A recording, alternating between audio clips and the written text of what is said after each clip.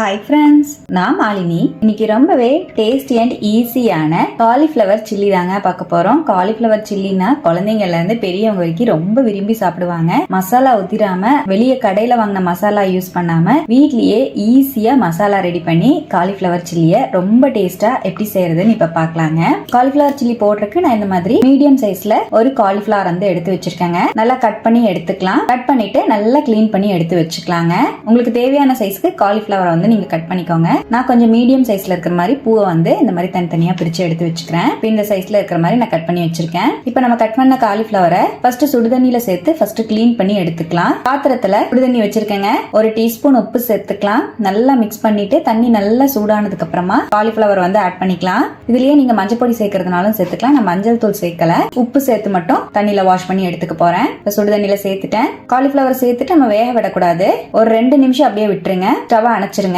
வீட்லயே நம்ம cauliflower சில்லிக்கு masala ready பண்றதுக்காக மிக்சிங் பவுல்ல 2 டீஸ்பூன் மிளகாய் தூள் சேர்த்துக்கலாம். 1.5 டீஸ்பூன் கொத்தமல்லி தூள் சேர்த்துக்கலாம். 1 டீஸ்பூன் கரம் மசாலா தூள் சேர்த்துக்கலாம். 1 டீஸ்பூன் உப்பு சேர்த்துக்கலாம். 1/2 டீஸ்பூன் குருமிளகு தூள் சேர்த்துக்கலாம். 3 டீஸ்பூன் கார்ன்ஃபிளவர் மாவு சேர்த்துக்கலாம். 3 டீஸ்பூன் மைதா மாவு சேர்த்துக்கலாம். மைதா மாவு நம்ம சேர்க்கறனால காலிஃப்ளவர் சில்லிய ஆயில போட்டு எடுக்கும் போது எண்ணெய் குடிக்காம நல்ல கிறிஸ்பியா கிடைக்கும். உங்களுக்கு மைதா மாவு சேர்க்க விருப்பம் இல்லைன்னா நீங்க அரிசி மாவு கூட சேர்த்துக்கலாங்க. 1 டீஸ்பூன் இஞ்சி பூண்டு பேஸ்ட் சேர்த்துக்கலாம். 1/4 கப் அளவு தண்ணி சேர்த்து நல்லா மிக்ஸ் பண்ணிக்கலாங்க. ரொம்ப தண்ணி ஆயிடக்கூடாது. நமக்கு பஜ்ஜி மாவு கன்சிஸ்டன்சில இருக்கணும். கொஞ்சம் கொஞ்சமா தண்ணி சேர்த்து நல்லா மிக்ஸ் பண்ணிட்டேன் பாருங்க. இந்த கன்சிஸ்டன்சிக்கு ரெடி பண்ணி வச்சுக்கோங்க. இப்ப நம்மளோட இன்ஸ்டன்ட் சில்லி மிக்ஸ் வந்து ரெடி ஆயிடுச்சு. நம்ம சுடுதண்ணில சேர்த்த காலிஃப்ளவரும் பாத்தீங்கன்னா ஒரு 2 நிமிஷம் அப்படியே விட்டுருந்தேன். அப்படியே வெளியே எடுத்துடலாங்க. சுடுதண்ணில இருந்து காலிஃப்ளவர் வெளியே எடுத்துட்டு நம்ம ரெடி பண்ணி வச்சிருக்கிற மிக்ஸ்ல ஆட் பண்ணிக்கலாம். நல்லா மிக்ஸ் பண்ணிக்கலாங்க. நல்லா ஃபுல்லா காலிஃப்ளவர் ஃபுல்லா கோட் ஆகுற மாதிரி பண்ணி விட்டுக்கலாம். நம்ம ரெடி பண்ணிருக்க சில்லி மிக்ஸ் வந்து காலிஃப்ளவர் ஃபுல்லா கோட் ஆகுற மாதிரி நல்லா மிக்ஸ் பண்ணிட்டேன். ஒரு 10 நிமிஷம் அப்படியே ரெஸ்ட்ல இருக்கட்டும். காலிஃப்ளவர் சில்லி பொரிக்கிறதுக்காக பேன்ல ஆயில் சூடு பண்ணிருக்கேன். நல்லா ஹை ஃபிளேம்ல வச்சு ஆயில சூடு பண்ணிக்கோங்க. இப்ப நம்ம சில்லி வந்து சேர்த்துக்கலாம். ஒவ்வொன்னா தனித்தனியா எடுத்து போட்டுக்கோங்க.